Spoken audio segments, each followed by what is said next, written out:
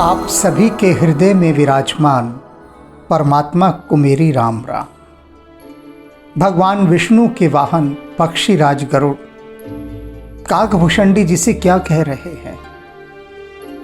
कहते हैं कि जब माया हमें इतना मोहग्रस्त कर देती है तो उस मोह की ग्रंथि से हमारी मुक्ति कैसे हो, क्योंकि मोह के वशीभूत हुआ व्यक्ति कुछ नहीं सोच पाता, जड़ बुद्धि हो जाता है।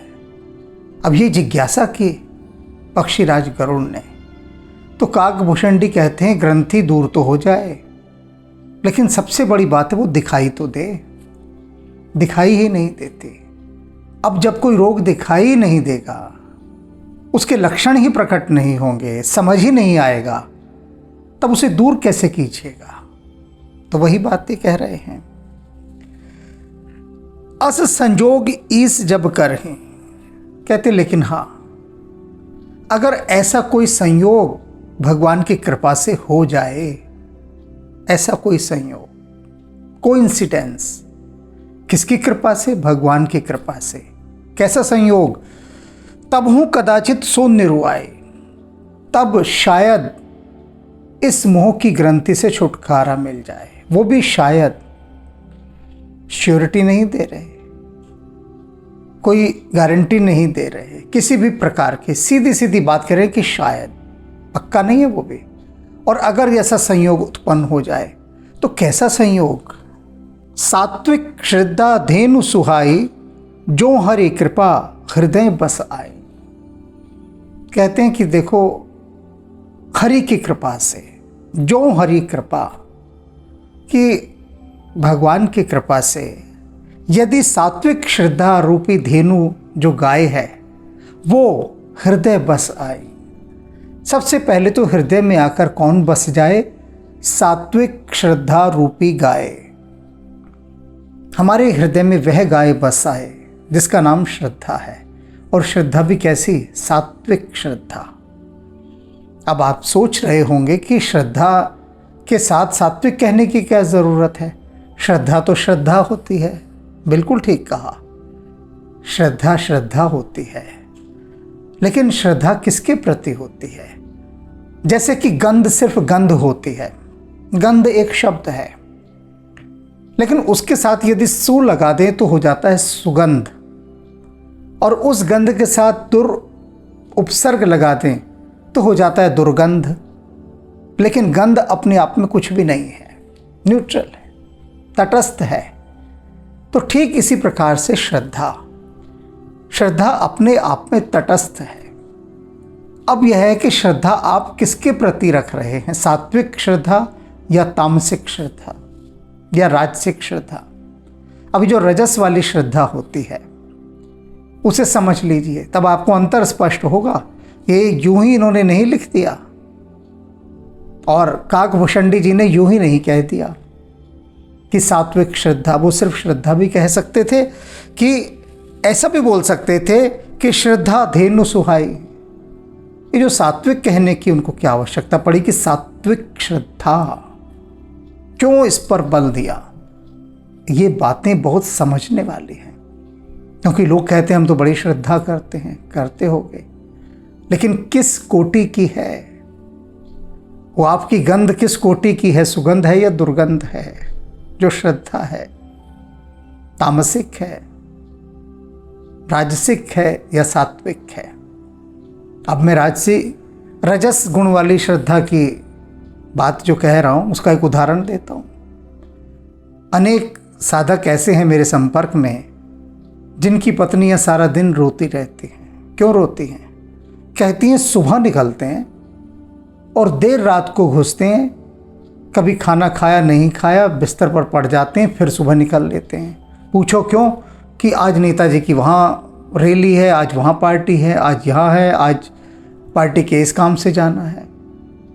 ये जो छुट भैये नेता हैं उनकी पत्नियां कहती हैं सुबह निकल जाते हैं और सारा दिन नेताओं की चारों तरफ घूमते रहते हैं कि जहाँ जहाँ जो जो काम है कि पार्टी के काम करने हैं, पार्टी के काम करने सुबह से। तो श्रद्धा तो है उनकी, देखो कि सुबह से निकलते हैं। मेरे संपर्क में एक है व्यक्ति, वो जब 18 या 20 साल का था तब से वो लगा हुआ है, इस समय वो 40 साल का है। तो 20 साल से वो लगातार अपने पैसे लगा रहा है। छोटा मोटा कोई काम करता है लेकिन पार्टी के लिए काम करता है, राजनीतिक पार्टी के लिए। सुबह निकल जाता है। मैंने पूछा भाई कहाँ हो? जब पूछो कि आज वहाँ पर मंत्री जी जा रहे हैं, उनके साथ साथ जाना है, तो चेले चपाटों की जो भीड़ चाहिए होती है इतनी कहाँ से आती है? इन प्रकार के जो श्रद्धावान पार्टी के कार्यकर्ता हैं, जो अपना घर बार इत्यादि सब छोड़कर केवल उस नेता के पिछलग्गू बन के हर समय वहीं मंडराते रहते हैं, हर समय। तो ये एक नशा है, ये एक श्रद्धा है। ये श्रद्धा कौन सी है? रजस गुण वाली श्रद्धा। और तमस गुण वाली श्रद्धा भी होती है कि जो लुटेरे हैं, चोर हैं, वो किस पर श्रद्धा करते हैं? एक कुशल चोर पर। एक चोर का आदर्श कौन होता है? सबसे बड़ा कुशल चोर। एक छोटा सा भ्रष्टाचारी, उसकी श्रद्धा किस में होती है?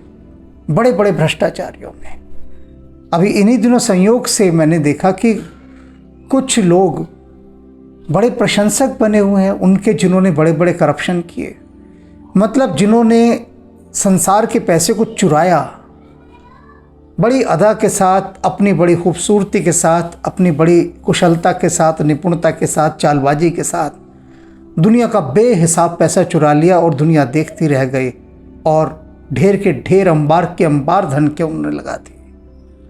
तो जो छोटी कोटि के भ्रष्टाचारी हैं, उनकी श्रद्धा किस में है? उन लोगों में जो उनको अपना आदर्श मानते हैं, बड़े भक्ति भाव से उनका पूजन करते हैं, अपने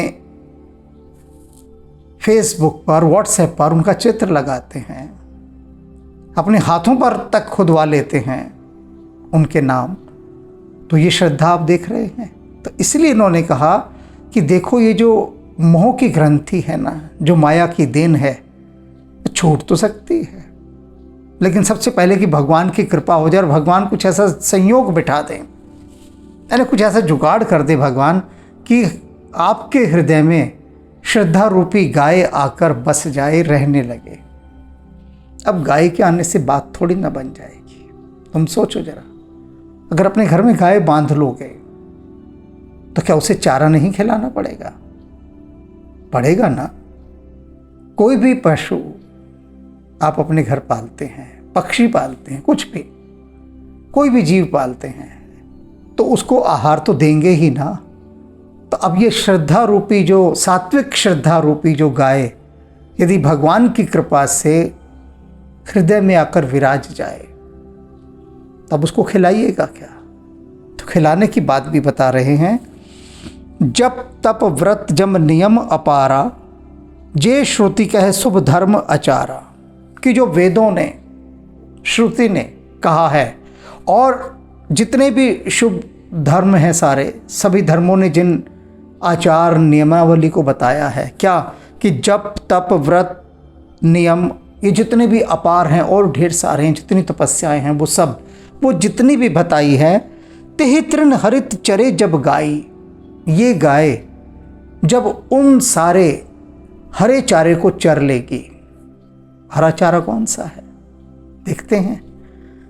जप तप व्रत नियम, यानी ये सब साधनाएं आप करेंगे और इन साधनाओं का परिणाम क्या होगा कि वो जो सात्विक श्रद्धा रूपी गाय आपके हृदय में विराजमान है, वो इसको हरा चारा समझकर खाएगी। उसके लिए हरा चारा है।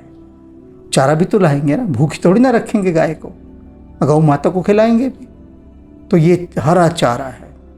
अब लाइएगा ऐसा हरा चारा कहाँ से लाएंगे? जब तप नियम व्रत, कहेंगे भैया इनसे तो क्या लेना देना हमारा है, और आप कह रहे हो कि गाय को इसका चारा ला के खिलाओ। अर्थात इन पर चलना होगा, इन नियम तप जप व्रत, इन सब को मानना होगा। जो भी कुछ शुभ आचार श्रुति ने बताए हैं, वेदों ने बताए हैं, उन सब का चारा इस सात्विक श्रद्धा रूपी गाय को खिलाना होगा।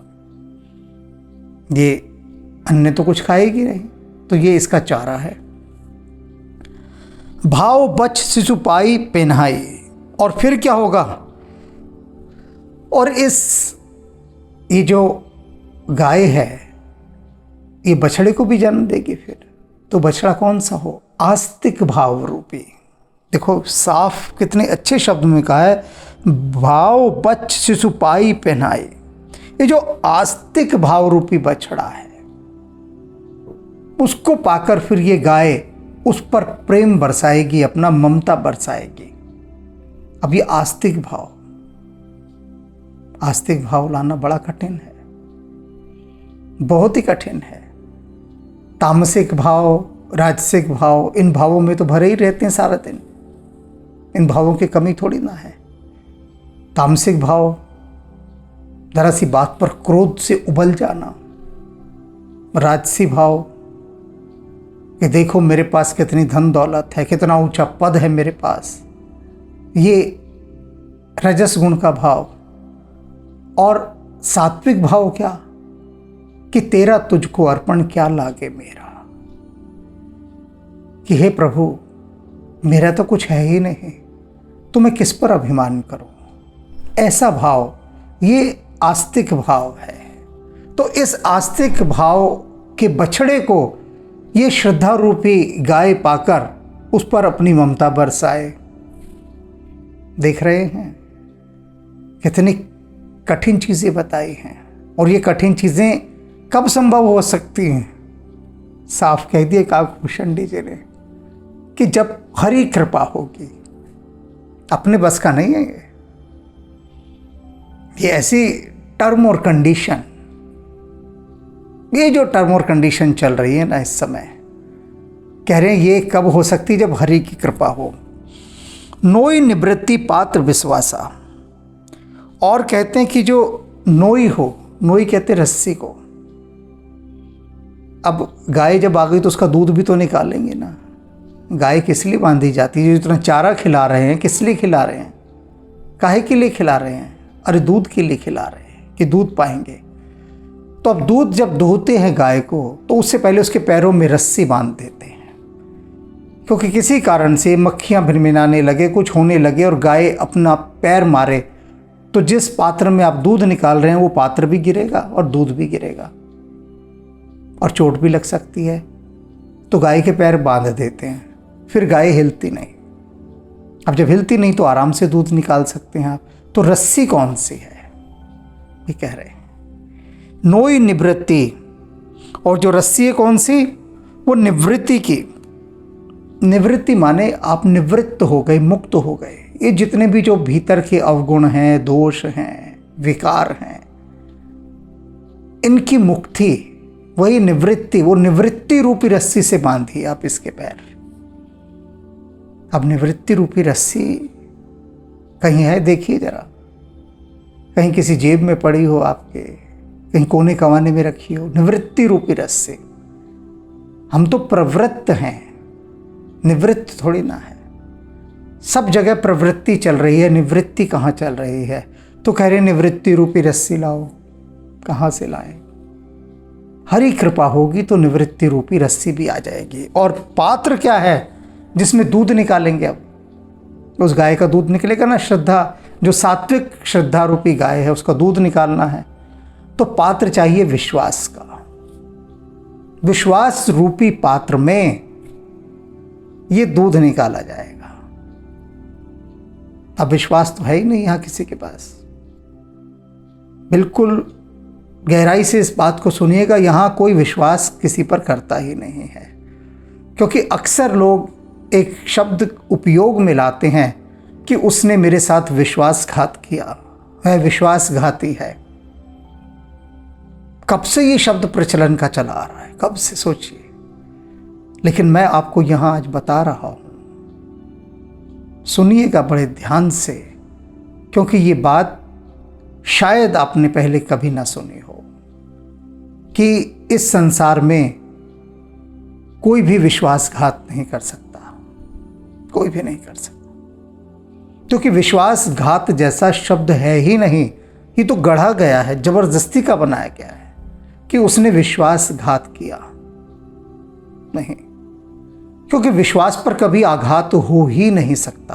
अगर आप के भीतर विश्वास है तो उस विश्वास पर कभी आघात लगता ही नहीं। विश्वास अपने आप में इतना सुदृढ़ है, इतना बलवान है, इतना मजबूत है कि उस पर कोई आघात लग ही नहीं सकता। हाँ, जो भी रहा होगा वो विश्वास नहीं रहा होगा, और उसको नाम दे दिया कि उसने विश्वासघात किया, मेरे साथ विश्वासघात हुआ। वो विश्वास रहा ही नहीं होगा, क्योंकि विश्वास कभी भंग नहीं होता। यही तो उसकी विशेषता है। वो कह रहे हैं कि ऐसे पात्र में इस गाय का दूध भरा जाएगा और कोई पात्र नहीं चाहिए, विश्वास का पात्र लेकर आओ। कैसी कैसी टर्म और कंडीशन रखती हैं। अभी कुछ नहीं है, अभी तो बहुत है आगे, और इतनी टर्म और कंडीशन है कि उनको सुनने के बाद व्यक्ति कहेगा भाड़ में जाए माया, भाड़ में जाए उसका मोह। हमें नहीं होना इस माया से दूर। अगर उसको दूर करने के लिए इतने ज़्यादा झमेले करने हैं, इतने गोरख धंधे पालने हैं, हमें माया में ही पड़े रहने, तो यही सबसे अच्छा है। नहीं जाना हमें माया से दूर, और यही तो माया चाहती है कि जल्दी से जरा सी तपस्या से इरिटेट हो जाओ, खींच जाओ, बेचैन हो जाओ, व्याकुल हो जाओ, और तत्काल उसको छोड़ दो। और लोग तत्काल छोड़ भी देते हैं, किंतु हरि कृपा से, यदि हरि की कृपा हो, राम जी की कृपा हो, और ये टर्म और कंडीशंस हो जाएं, ये सिचुएशंस हो जाएं, ऐसी परिस्थितियां बन जाएं। भगवान महावीर संकल्प लिया करते थे, वो इसीलिए महावीर हैं, इसीलिए महावीर हैं। वर्धमान महावीर, महावीर या तो हनुमान जी हुए हैं और या वर्धमान महावीर, इनको ही महावीर कहा गया। क्यों? कि वे जो संकल्प लेते थे, उन संकल्पों को यदि कोई सुन ले, वे संकल्प लेते कि अगर ऐसी स्थितियां उत्पन्न होंगी तो मैं आहार ग्रहण करूंगा, उससे पहले नहीं करूंगा। अब वो जो परिस्थितियों की वो कल्पना कर लेते थे कि ऐसा ऐसा होना चाहिए, ऐसी सिचुएशंस होनी चाहिए, तब मैं आहार ग्रहण करूंगा या भिक्षा लूंगा कहीं से भी, किसी भी घर से। उनको कोई पूरा नहीं कर सकता जो वो सोचते थे। जिस तरह की कॉम्प्लिकेटेड परिस्थितियों की, सिचुएशंस की वो कल्पना करते थे और संकल्प लेते थे, कोई नहीं कर सकता, केवल एक ही जना कर सकता है, ईश कृपा सो। भगवान महावीर के संकल्पों को पूरा करने के लिए स्वयं विधाता को उतरना पड़ता था, सारी करेक्शंस करनी पड़ती थी अपने लिखे हुए में, कि सब मिटा के फिर नए सिरे से स्क्रिप्ट लिखनी पड़ती थी कि भैया अगर नहीं लिखी तो ये जो भगवान महावीर है ना, ये उपवास ही रहेंगे। फिर तो विधाता के भी हाथ पैर फूल जाया करते थे। अब यहाँ की स्थिति देखिए आप, कि ऐसी स्थितियां उत्पन्न होंगी उस ग्रंथि को दूर करने के लिए, मोह की। अभी तो चल रही है बात, अभी पूरी नहीं हुई है। अब पात्र भी आ गया आपके पास। अब क्या है? दूध कौन निकालेगा? गाय भी आ गई, हरा चारा भी आ गया, रस्सी भी आ गई, बछड़ा भी आ गया, दूध का पात्र भी आ गया। अरे दूध निकालने वाला नहीं आएगा तो बात कैसे बनेगी भाई? हैं? गाड़ी है, सब कुछ है, ड्राइवर ही नहीं है तो गाड़ी चलेगी कैसे? तो अब दूध वाले को भी लाओ भाई, जो निकालेगा ग्वाला। वो कौन सा चाहिए? निर्मल मन अहीर निज दासा। ये जो निर्मल मन है ना, निर्मल मन अहीर निज दासा, और जो कि स्वयं अपने आप में स्वयं वश में हो गया हो तुम्हारे, ऐसा मन, निर्मल मन, निर्मल मन अहीर निज दासा। ऐसा अहीर चाहिए, ऐसा ग्वाला चाहिए दूध निकालने के लिए। उस ग्वाले का नाम है निर्मल मन। निर्मल मन के माध्यम से ही इस गाय का दूध दूहा जाएगा। ये गाय हाथ नहीं लगाने देगी। सात्विक श्रद्धा रूपी गाय केवल निर्मल मन रूपी ग्वाले को ही हाथ लगाने देगी, वरना वो दूध नहीं दुहने देगी। तो अब सात्विक निर्मल मन लेकर आइए, ऐसा मन जिसमें मल ना हो, निर्मल, और जो स्वयं दासा, जो अपने आप ही आपका दास बन चुका हो। मन आपको न चला रहा हो, मन आपसे आज्ञाएं लेता हो कि बताइए मुझे क्या करना है। अभी तो मनुष्य मन से आज्ञा लेता है कि मन कहता है कि ऐसा कर भाई, और मनुष्य कहता है जैसी आज्ञा मेरे स्वामी, जैसा आप कहेंगे मैं वैसा ही करूँगा। आप अपने जीवन में देखिए क्या करते हैं। आज मेरा मन ये करने का कर रहा है, होता है ना, आज मेरा मन ये खाने का कर रहा है, आज मेरा मन यहाँ जाने का कर रहा है, आज मेरा मन ये कर रहा है। मन की कलाकारी देखिए, आपके मुंह से खुद कहलवाता है कि काम आप नहीं कर रहे, कि आपका मन कर रहा है, और आप कहते हैं, खुश होकर कहते हैं कि मेरा मन कर रहा है कि मैं ऐसा करूं। तुम नहीं कर रहे, मन कर रहा है। मन कहलवाता है कि मुझे चाहिए भाई, मुझे इसकी ज़रूरत है, मुझे ज़रूरत है, तुम्हें थोड़ी ना है। तो मन चला रहा है, देख लो। लेकिन निर्मल मन होगा तो वो स्वयं आपका दास बनेगा, फिर मन आपको नहीं चलाएगा, फिर आप मन को चलाएंगे। ये बहुत उच्च अवस्था है, बहुत ऊंची थ्योरी, उच्च अवस्था। तभी तो कह रहे हैं कि हरि कृपा के बिना संभव नहीं हो सकता कि निर्मल मन लेकर आओ। अभी सब कुछ मन से ऑपरेटेड है, मनुष्य की एक एक चीज को उसका मन चला रहा है। हर जगह कहते हो ना कि मेरा मन किया तो मैंने ये कर लिया, मेरे मन में जो आएगा मैं वो करूंगा। खुद देखिए, और डायलॉग्स ये बोलता है मनुष्य, प्रतिदिन बोलता है। बोलने के बाद सोचता भी नहीं कि कौन बोल गया भाई, किसने बुलवा दिया कि जो मेरे मन में आएगा मैं वो करूंगा। तो यानी तुमने खुद कहा कि जो मेरे मन में आएगा वही मैं करूंगा, यानी जो मन कहेगा उसके अनुसार मैं चलूंगा, अपने अनुसार नहीं चलूंगा मैं। तो इसीलिए कहा ना कि जो दूध निकाले वो कैसा ग्वाला चाहिए, निर्मल मन अहिर निज दास। अब इतनी जो टर्म और कंडीशंस बताई हैं काकभूषण जी ने कि भैया रे ये सब पहले हो, ये शुरुआत है उस मोह की ग्रंथि को हटाने के लिए कि वो दिखाई दे जाए। कैसे दिखाई देगी, यही तो पूछा ना पक्षीराज गरुड़ ने कि वो दिखाई कैसे दे। तो उन्होंने कहा कि भाई ये दिखाई दे सकती है अगर भगवान ये संयोग बिठा दे तो उसकी कृपा से। और ये नहीं कि संयोग बिठा भी दे तो तुम कहो कि संयोग तो बैठ गया, अब क्यों नहीं हो रही, तो कहते फिर भी शायद है, शायद हो जाए। सारे संयोग बैठने के बाद भी हो सकता है कहीं ना कहीं कोई कमी रह गई हो और हमें उस पर नजर ही ना पड़ रही हो, वो बात बनेगी नहीं। कंप्यूटर के अंदर अगर एक डॉट कहीं लगना है फाइल में, अगर वो डॉट नहीं लगा तो फाइल खुलती नहीं है या बनती नहीं है। एक डॉट भी अगर उसमें से गायब हो जाए, एक डॉट भी, और आप करके देख लीजिए। आप फाइल बना रहे हैं पीडीएफ की, उस पर पीडीएफ डॉट पीडीएफ लिखा होता है, डॉट हटा दीजिए फाइल नहीं बनेगी। डॉट डॉक लिखा होता है, डॉट हटा दीजिए फाइल नहीं बनेगी। बहुत सारे स्थान हैं, आप कहेंगे क्या हुआ, एक डॉट ही तो लगा था। तो यहाँ पर वो डॉट वही शायद है कि कहीं पर कोई भी पक्ष कम रह गया, कोई भी जरा सा।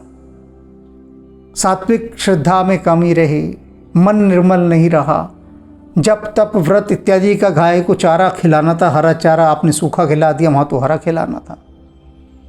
और आस्तिक भाव रूपी बछड़ा चाहिए था, और बछड़ा ही दुष्ट आ गया तो तब, यानी कहीं से अगर इतनी बड़ी चेन में एक भी कड़ी अगर कमज़ोर पड़ गई तो सर्कल पूरा नहीं होगा। अभी तो चल रहा है, अभी तो आधा सर्कल भी नहीं हुआ। तो इसी को समझते जाइए कि जो आखिरी बात हमने रोकी है पहले यहीं पर, कि इस गाय को दूहने के लिए जो ग्वाला चाहिए वो निर्मल मन चाहिए। आप जब कभी ये बोले ना कि मेरा मन कर रहा है, तब ठहर जाइएगा जरा सुनकर। और ढूंढिएगा उस मन को जो आपको चला रहा है। राम राम।